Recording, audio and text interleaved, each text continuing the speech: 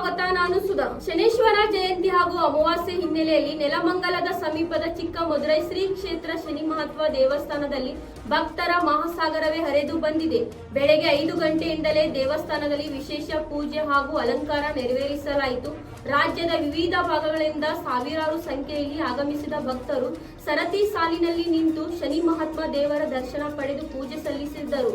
ದೇವಸ್ಥಾನದ ವತಿಯಿಂದ ಬಂದ ಭಕ್ತರಿಗೆ ತೀರ್ಥ ಪ್ರಸಾದ ವಿತರಣೆ ಮಾಡಲಾಯಿತು. ಇನ್ನಷ್ಟು ವರದಿ ಇಲ್ಲಿದೆ.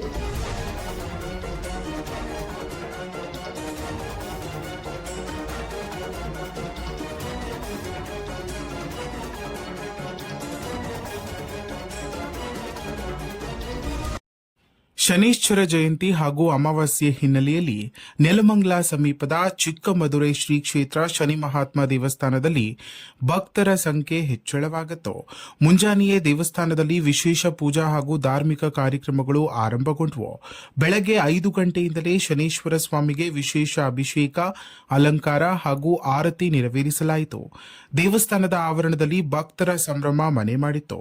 ಇನ್ನು ರಾಜ್ಯದ ವಿವಿಧ ಜಿಲ್ಲೆಗಳಿಂದ ಆಗಮಿಸಿದ ಸಾವಿರಾರು ಭಕ್ತರು ಉದ್ದನೆಯ ಸರತಿ ಸಾಲಿನಲ್ಲಿ ನಿಂತು ಶನಿ ಮಹಾತ್ಮ ದೇವರ ದರ್ಶನವನ್ನ ಪಡೆದುಕೊಂಡ್ರು. ದೇವಸ್ಥಾನದ ಸುತ್ತಮುತ್ತ ಭಕ್ತರ ದಟ್ಟಣೆ ಕಂಡುಬಂತು.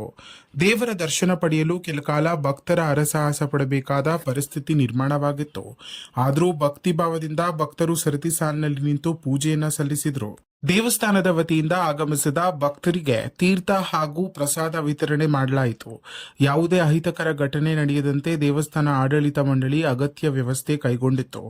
ಒಟ್ಟಾರೆ ಶನೀಶ್ವರ ಸ್ವಾಮಿ ಜಯಂತಿ ಹಾಗೂ ಅಮಾವಾಸ್ಯೆ ಹಿನ್ನೆಲೆ ಚಿಕ್ಕಮದುರೈ ಶನಿ ಮಹಾತ್ಮ ದೇವಸ್ಥಾನ ಭಕ್ತರಿಂದ ಕಿಕ್ಕಿರಿದು ತುಂಬಿತ್ತು.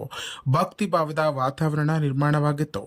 ಇನ್ನಷ್ಟು ಸ್ಥಳೀಯ ಮಾಹಿತಿಗಾಗಿ ನಮ್ಮ MMK ಯೂಟ್ಯೂಬ್ ಚಾನೆಲ್ ಅನ್ನು ಸಬ್ಸ್ಕ್ರೈಬ್ ಮಾಡಿಕೊಳ್ಳಿ.